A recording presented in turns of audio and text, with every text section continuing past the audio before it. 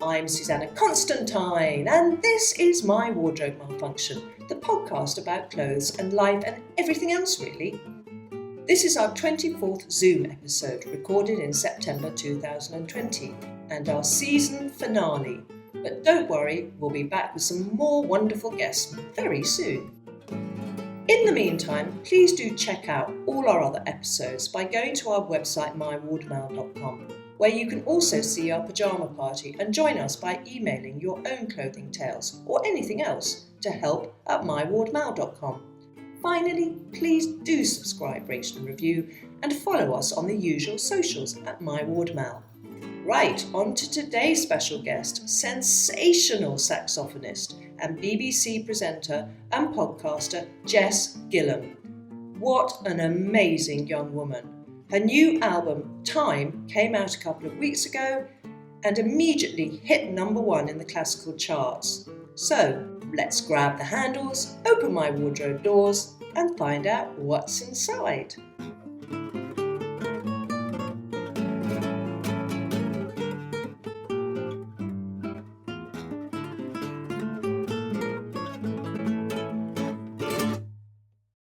Oh my goodness, so today I'm with someone very young, supremely talented, and that is Jess Gillam, only 22 years old, but superstar saxophonist. Jess, how are you?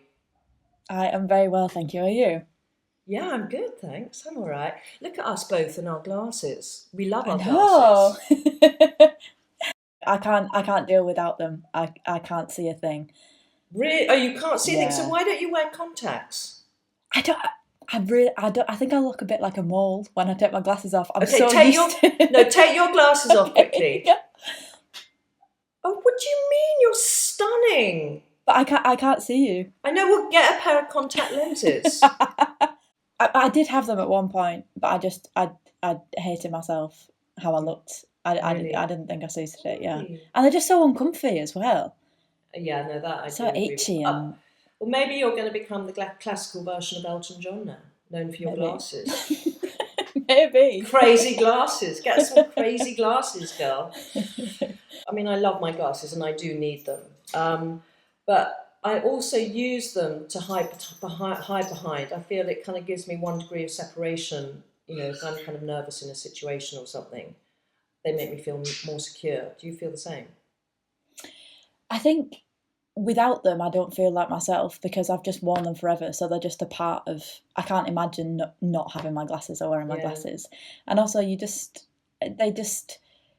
I can see what you mean. Actually, I've never really thought about it, but they do give you a bit of a barrier. So, my darling, you've been really busy during lockdown, haven't you?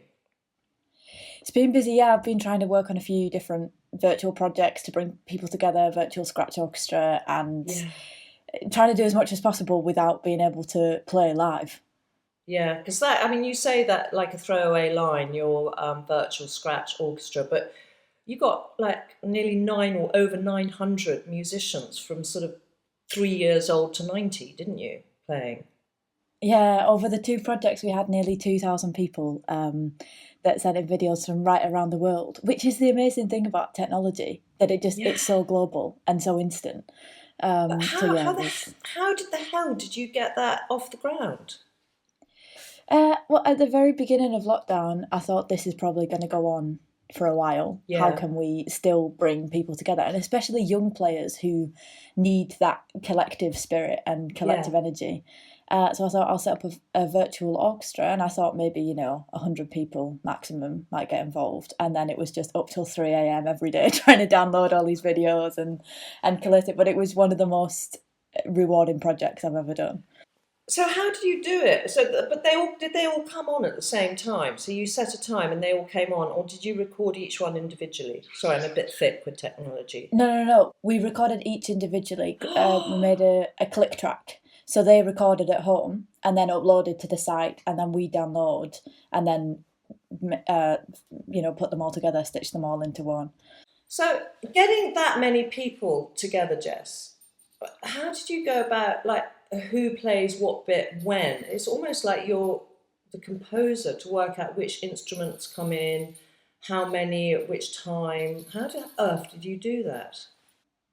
So I worked with an arranger to try and create as many different parts as possible because I wanted complete beginners to be involved Okay. as well as people who've been I playing for know years. there was the So we little had, kind of 7-year-old on her pink, so, whatever, like xylophone or yeah. whatever it was. I mean, just so sweet.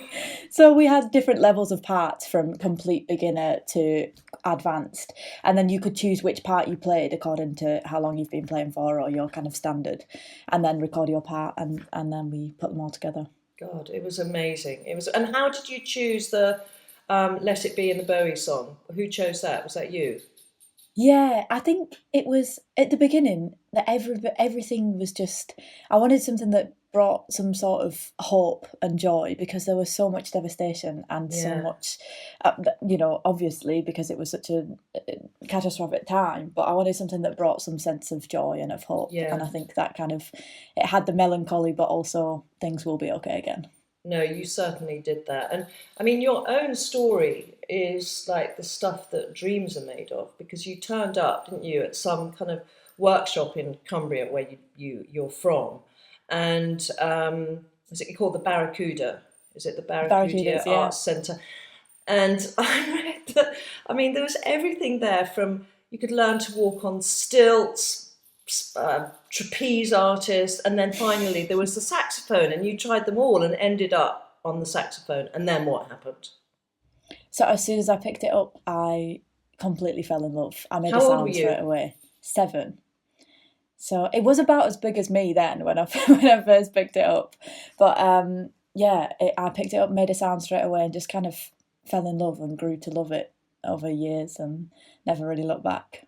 You must have had a natural propensity towards it. Did you find it easy to learn to play?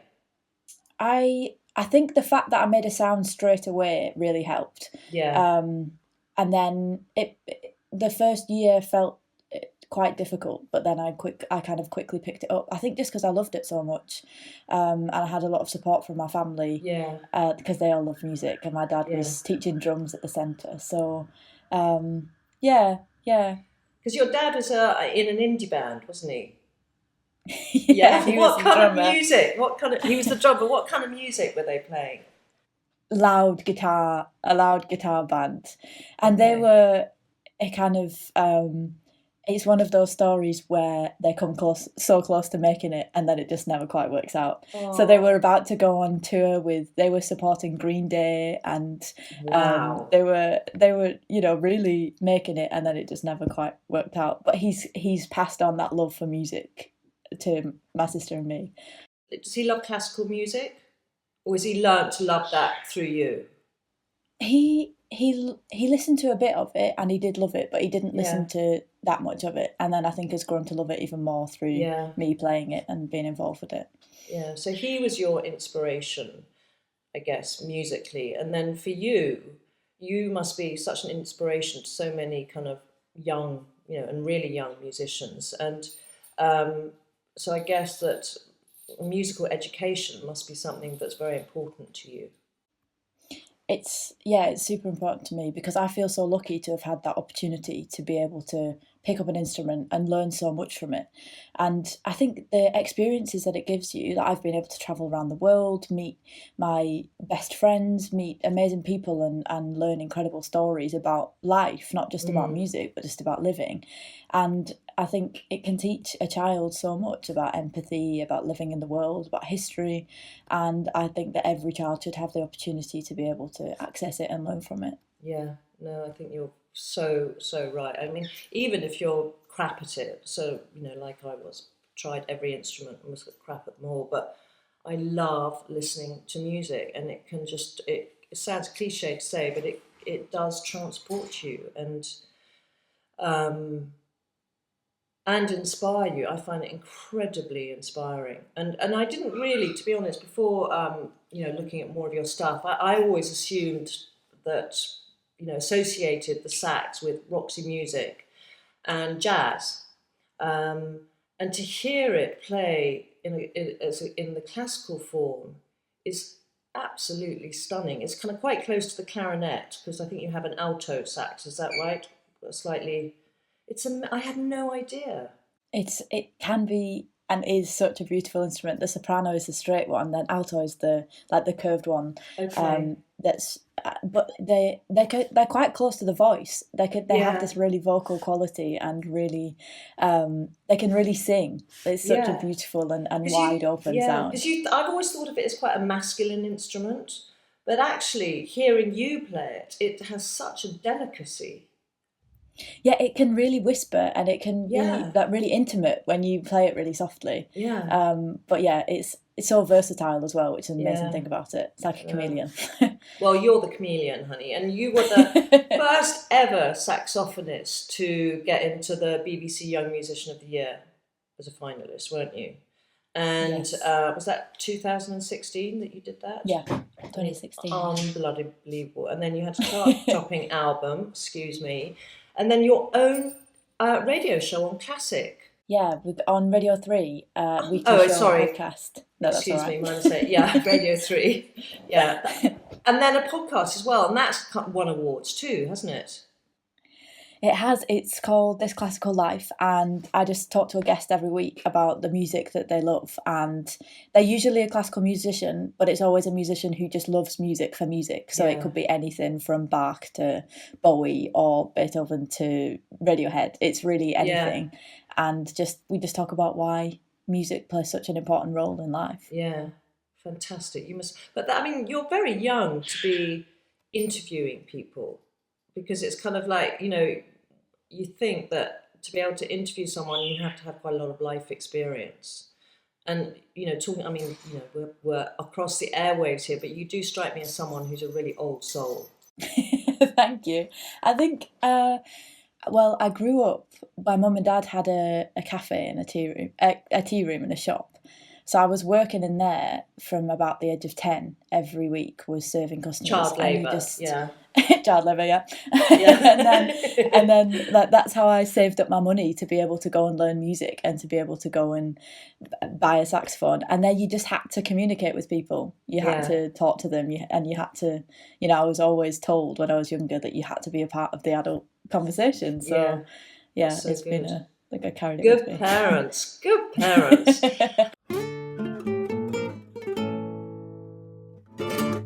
My darling, going on to your style, not very distinctive today, I have to say, black sweater, but that's okay. You've got amazing hair too, by the way. But it's very distinctive, isn't it? And it's cool, but with a twist. Is that something that evolved, or is it something that you consciously developed? You said, okay, this is how I'm going to look. I think for me, it was finding something that I felt comfortable in on stage. And that took me quite a while, because on stage, I think you have to feel confident and you have to feel authentic. So it was finding something that I felt really comfortable in physically, but also that gave me like a confidence, and I felt strong and able to perform well in, which definitely took a while. And I had a few outfits that I definitely regret before I found the kind of thing that I like to wear on stage. But now for me, it's trousers and blazers or suits. Yeah, so it's kind of quite, it's quite androgynous, I would say. But who were your style icons, style inspirations growing up? In a way, it was Bowie.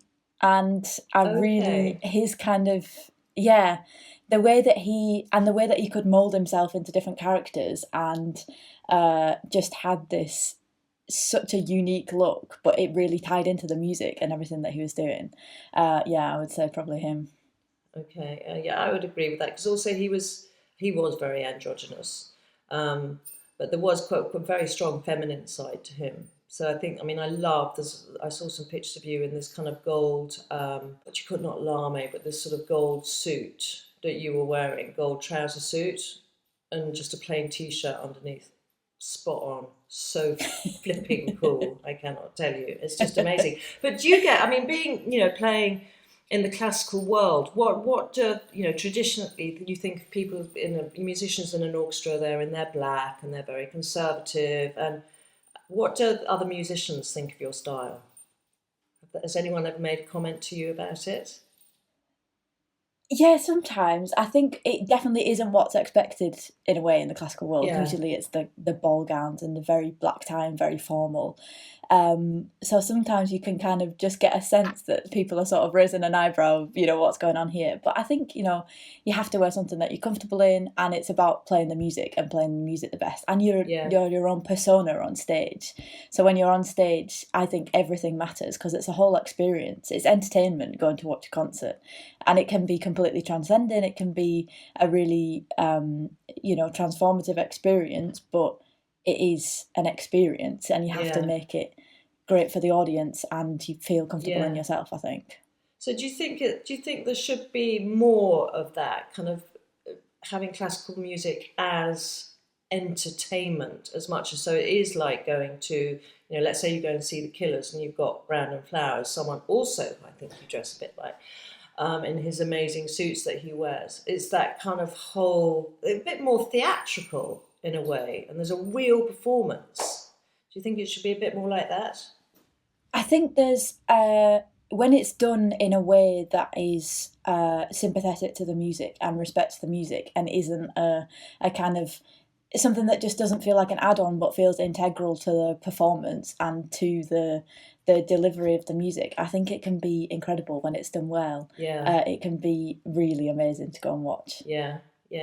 And you moved down from, were you from Ulverston? Yeah. Okay. Yeah. No, because I know my mum actually, she grew up there. So I go up there, see my aunties and stuff quite a lot up there. I love it so much. But you moved down to London, was it last year? And then, is that right? So, and have you made any good, because I can't imagine the shopping and access to clothing at NARF is, well, it's probably different, and we've got the internet. Different.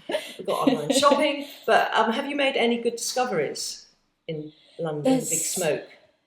Well, there's a great designer called Charles of London. It's quite punky, but they have made a few jackets for me. So the last night of the proms, the jacket I wore there, they made for me, which was like this sort of fire with leather cuffs. And they've made me a Bowie jacket and a sort of tuxedo jacket. And they're just a really small business and great fits, great cuts. And yeah, I love them.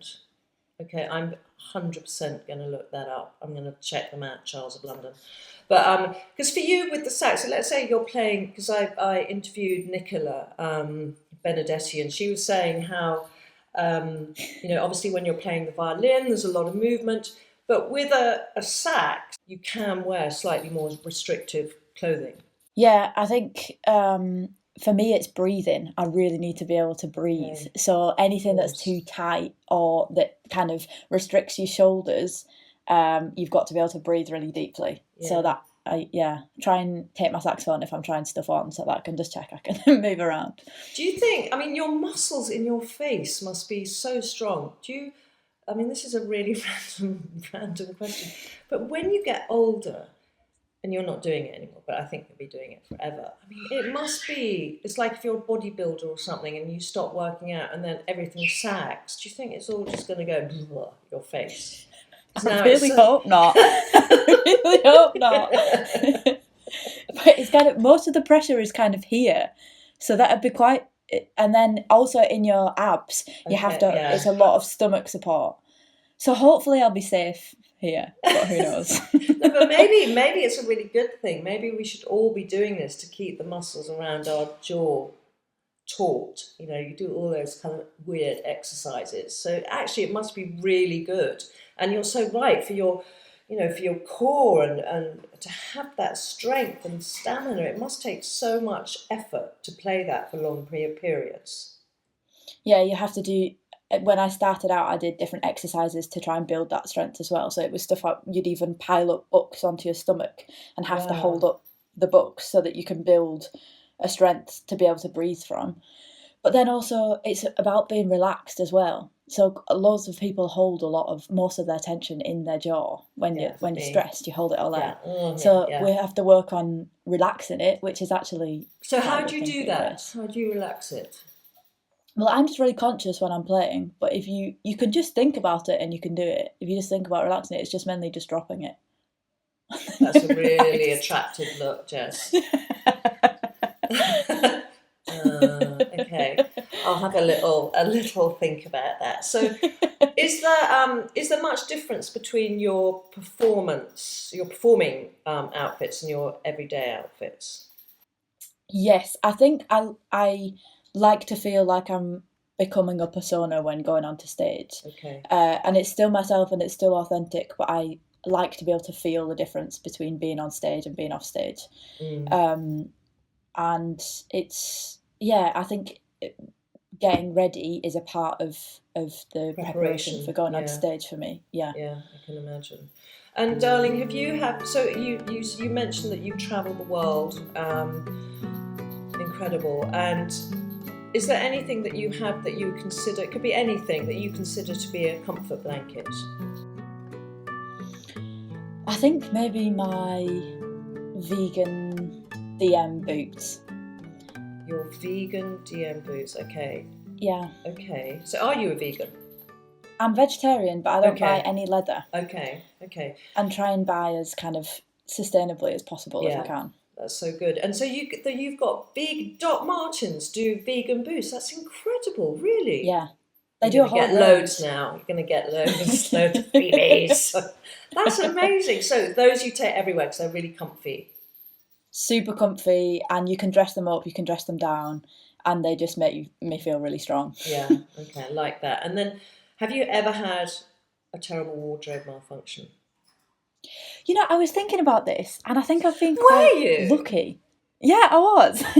I think I've been pretty lucky in that nothing's ever split or gone wrong. But I remember the first day I went to do my first radio show at BBC, and I bought some new clothes to kind of feel smart and feel... Because you were on radio. New so job. Obviously you had to Because I was on radio, everyone could see me. Yeah. Bought some new clothes, and I went, and the producer said to me, "Oh, do you have a new top?" And I was like, "Oh yeah, thank you. Do you like it?" He said, "Yeah, the label's on the back." And I just went bright red. I just left it completely hanging out the back. But other than that, I've been generally pretty lucky. Yeah. Well, give you time. It'll happen. Trust me, I've got a concert tonight. It's going to be tonight, isn't it? I know you're playing at the Wigmore Hall, aren't you, with Milos? It's the classical guitarist. I'm 100% tuning into that. And my love, do you have what we consider to be on this podcast a birthday suit? So something that really, if you're feeling crappy and you put something on and it just changes your mood and you feel confident and sassy and incredible. Do you have something like that? I think my suit that I wore on the cover of my first album, which was like a gold floral suit, very, very small floral though. Maybe it's the picture that you saw. That's the one I saw with your hair tied back. Yeah, stunning. And it's Zara. It's not. Shut up. Is it really? Oh my God. Really? Yeah. I thought it looked like it was custom made for you.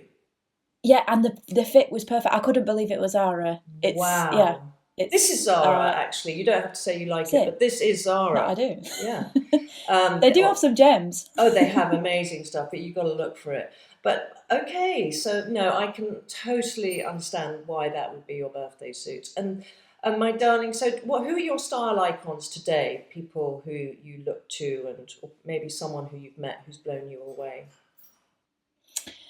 Definitely Bowie still. I look to him all the time. He's dead. Someone who's alive. Yeah, he's dead. Yeah. Someone who's alive. I do like some of Vivienne Westwood. Yeah. Some of it is a bit too far out for me, but some of it I think is just brilliant. And there's a singer called Leanne La Havas, and she has a really mixed style, but just looks super cool and strong all the time. And in a way, my dad still. He will go shopping with me. He buys my clothes with me. He will send me links to clothes all the time. He loves shopping and he loves clothes. That's so weird. You know what? My dad was exactly the same. He would be the one who would. I mean, it was thanks to him that I got an interest in clothes. Really? Yeah, isn't that so strange? That's so strange. My God. So you're at Wigmore Hall tonight, and then you've got you've got your album. It's called Time. Is that right? Which is out on the 25th of September. And it sounds so interesting. You know what I love about the whole concept of it is that it's kind of going through the moods of the day. So it represents different parts of the day. Is that right? Yeah, it's like the sort of arc of energy that you get in a day Yeah. from morning to evening. And there's a real range of styles and moods and atmospheres on it. Yeah. So who do you work? You work with some pretty incredible people on there, haven't you? Yeah, so I set up my new ensemble. So it's a group of really close friends and colleagues, and we recorded the whole album together. And then Aurora Orchestra Yeah. recorded the main piece, but then Will Gregory out of Goldfrapp wrote a piece Love for it. Goldfrapp. Yeah, A&E, the piece is one just of my great. favourite songs. Yeah. So he wrote a piece for the album, which is really cool. And then we've got versions of Bjork, Tom York, James Blake. There's a real mix of styles, some classical and then some minimalist and sort of alt pop as well. So it was such fun to make, and I'm really excited to share it. Yeah, well, I'm 100% sure it will be another number one hit for you, and it should be. So it's time. I've actually already I'm able to listen to it, so I feel very privileged. And I'm going to listen to it when I write, because the only time I allow myself to listen to music is when I'm writing. So that stops the procrastination. So this is going to be I listen to a little bit of each one, and it's the perfect music for me to write to. So thank you for that. I'm very grateful. No, I'm glad. Thank you. Yeah. All right, my darling. Well, listen, I tell you, you're so lovely. You're so down to earth. You are so talented and stunning. And I think you've got an amazing style. And this is the first time I've said this to anyone on any of our podcasts. You've got amazing style. Thank you. Yeah, really. Thank you. That means a lot. All right, you. Well, listen, you take care, my darling, and I hope one day our paths cross in real life. Yeah, I hope so. And thank you again for having me. Oh, it's such a pleasure. So lovely to meet you. You too. Take care. Big kiss. Bye. Bye.